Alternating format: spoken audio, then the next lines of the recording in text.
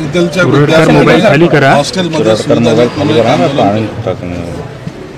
जवळपास 1000 बेड असलेले हे हॉस्पिटल म्हणजे वसतिगृह, त्याच्या आज बातम्या जेव्हा प्रसिद्ध झाल्या मी तातडीने इथं व्हिजिट केली. आता जर पाहिलं तर या ठिकाणी ज्यांच्याकडे हा चार्ज आहे, एक मॅडम 2-4 दिवसापासून सुट्टीवर आहे. एक मॅडम आता तिला मी येणार आहे हे माहीत असून सुद्धा आतापर्यंत ती आलेली नाही. आणि मी जे हॉस्टेलचे जर रूम जर पाहिलं तर जनावर सुद्धा तिथं एक दिवस राहील की नाही अशी शंका आहे. नळाला तोट्या नाही, तिथं पाणी नाही. खालच्या फ्लोअरपासून 6व्या मजल्यापर्यंत विद्यार्थी पाणी बकेटीमध्ये घेऊन जात आहेत. सगळ्यांच्या काचा फुटलेल्या आहेत, भिंती गळत आहेत आणि पलंग वगैरे जर पाहिले तर मला वाटतं यांना कोनवाड्यात आणून टाकलेलं आहे. अशी अवस्था या सगळ्या हॉस्टेलची. दुर्दैव आहे की शासन करोडो रुपये टाकतं यांच्यावर, करोडो रुपयाचा निधी देत आहे, तरी ह्या अवस्थेमध्ये हे विद्यार्थी काय शिकत असतील. ज्यांना पंखा तर सोडून द्या, परंतु तिथं झोपायची सुद्धा व्यवस्था नाही. कॉट पाहिले तर मला वाटतं माणूस आहे त्याच्यात पुरत नसेल असा तो कॉट आहे, लहान बाळाला जसा असता तसा. आता आपणच पाहिलं की बाथरूमला सुद्धा काचा नाहीत. आणि अशा अवस्थेमध्ये हे कोनवाड्यामध्ये हे विद्यार्थी राहतात. हे खरं तर या दुर्दैव आहे. या विभागातर्फे काय काम चालत होतं हे मला कल्पना नाही, परंतु आता माझ्याकडे जेव्हा हे चार्ज आलाय, निश्चित मला या हॉस्टेलचा चेहरा मोहरा बदलावायची गरज आहे असं मला वाटतं.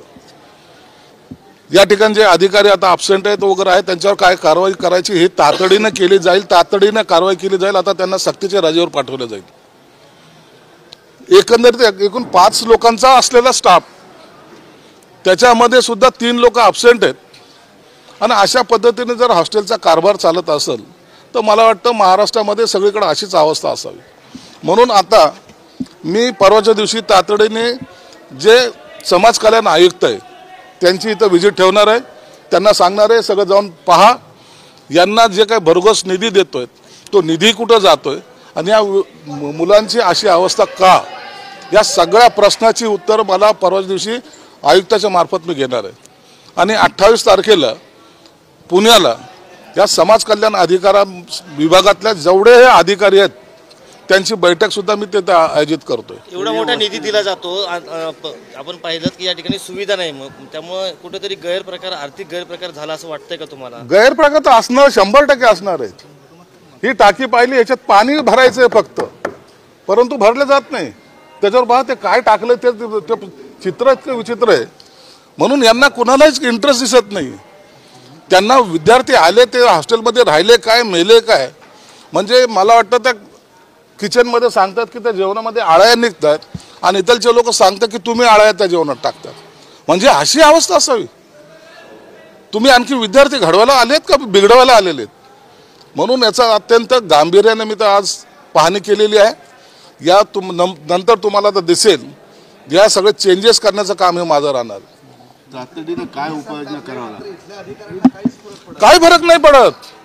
ती कोणती तरी मॅडम म्हणतात की ती 12 वाजता 1 वाजता आली तर येते आणि तिला जितक्या वेळ थांबायचं तितक्या वेळ थांबते, नाही आली तरी तिचं कोणी काय बोलू शकत नाही. एक मॅडम आहे ती 2 दिवसापासून आजारी आहे.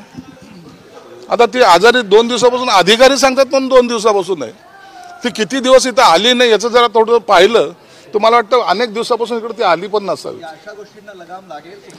100% लागेल. एकालाही माफ केलं जाणार नाही. विद्यार्थ्याच्या जीवनाशी तुम्ही खेळताय, त्यांच्या आरोग्याशी खेळतायत. काय तुम्ही भविष्य घडवणार या विद्यार्थ्यांचं? कशाला बांधले ते 1000 बेडचे हॉस्पिटल, हे वसतिगृह? म्हणून यांचा सर्वांचा मी बंदोबस्त करणार आहे. यासाठी कुणाशी भांडावं लागलं, कुणालाही कोणतीही कारवाई करावी लागली, मी त्याला मागं पुढे पाहणार नाही. याची दुरुस्त का झाली याबाबत चौकशी वगैरे लावणार? चौकशी तर करेल, परंतु जे निष्काळजीपणे हे सगळं ज्यांनी आता सांभाळ ज्यांच्याकडे जबाबदारी होती त्यांनी काय केलं याला पहिला प्रश्न तो आहे. आज मी कुठेतरी वाचलं याला 2.5 कोटीची काहीतरी तरतूद करून ठेवलेली. तरतूद काय एजंटाची किंवा त्या काय ठेकेदारची वाट पाहत बसले होते लोक. म्हणजे यांना काहीच काळजी नाहीये. या भिंती पहा, इतकी मोठी बिल्डिंग आहे, कुठे दिसते त्यांना? काहीच नाहीये. म्हणून आता ही जबाबदारी माझी आहे. खात्याचा मंत्री म्हणून मला याकडे लक्ष देणं गरजेचं आहे. मी या विद्यार्थ्यांना सुद्धा सांगेल तुम्हाला आईवडिलांनी इतक्या दुरून पाठवलं अभ्यासासाठी, त्यांची ही मुलांची जर अवस्था जर पाहिली तर त्यांच्या आईवडिलांना सुद्धा वाईट वाटत असेल, ते तो सुद्धा म्हणतील की शिकू नका पण कमीत कमी घरी तरी चाला, ही असा अवस्था नसावी. नमस्कार. सोलारचा थोडा प्रॉब्लेम झाला. तुम्ही कधी येत असता इकडे? मी 10:30 पर्यंत येते सर इथे संध्याकाळपर्यंत. का अवस्था का अशी? सर दुरुस्तीचा प्रस्ताव पाठवलेला आम्ही. कधी पाठवलाय? 2-2.5 वर्ष होत आहेत. दुरुस्तीचा प्रस्ताव पाठवून 2.5 वर्ष झाले म्हणतात. मग काल आज पेपरला बातमी आली 2.5 कोटी तुम्हाला मंजूर आहे, ते कसले आहेत? ते ह्या दुरुस्तीचे आहेत सर. मग ते कुठे आहेत? अजून प्रशासकीय मान्यता. झालेली सर जुलै 2024ला, परंतु निधी अद्याप प्राप्त झाला. ती अशी यांची अवस्था आहे. म्हणून आता हे सगळ्या अधिकाऱ्यांचा सुद्धा यांचा गय केलं जाणार नाही, यांच्यावरही कारवाई केली जाईल.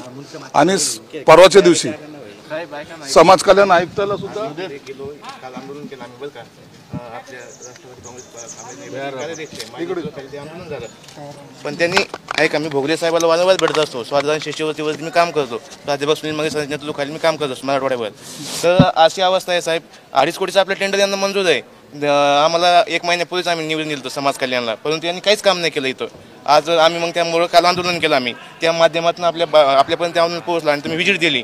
याबद्दल आमचं सर्वांचं विजय तुमचे आम्ही धन्यवाद देतो. पण त्यांनी कुठल्याही प्रकारचा अजून यावरती निविदा काढलेली नाही, आज आमचा स्पष्ट आरोप आहे. ठीक आहे. आयुक्ताला समाज कल्याण आयुक्त 26 तारखेला इथे येतील, सगळे व्हिजिट करतील. निधीची कुठेही कमी पडणार नाही, तातडीने निधी दिला जाईल. परंतु असे अधिकारी असले तर या हॉस्टेलचं काही खरं नाही, हे माझं ठामपणे मत झालंय. एक सक्षम अधिकाऱ्याची सुद्धा या ठिकाणी नेमणूक केली जाईल. डस्टबिन आज ठेवले. या ठिकाणी काय काय आहे ना, याचं खऱ्या अर्थानं यांचं ऑडिट केलं पाहिजे. विद्यार्थ्याच्या नावावर हे काय नेमकं करतायत ना. आता हे डस्टबिनला आज कवर आले, हे कुठून आणले, कोणी आणले, कसे आणले? मी सकाळी 9:30ला फोन केलाय आणि 10:15 दूध आज येतंय. तर झाडूवाला 2 झाडूवाले आज दिसत आहेत. मॅडमला नंतर कळतंय बुका पहिला येतोय, मला बुके स्वागतासाठी. पहा आमचा हॉस्टेलचा दुर्दशा आहे. हे हा जो मूर्खपणा आहे ना, हा जो गोंधळ आहे ना, यांचं काही जाणणार नाही. या मुलांचं भवितव्य खराब होणार आहे. कमीत कमी कुठं शेण खायचं यांची अक्कल तरी असली पाहिजे. म्हणून आता मी याला गांभीर्याने घेतोय. तुम्ही पाहाल यामध्ये जोही दोषी असेल त्या सर्वांना इथून हकालपट्टी करण्यात येईल. चल. समाज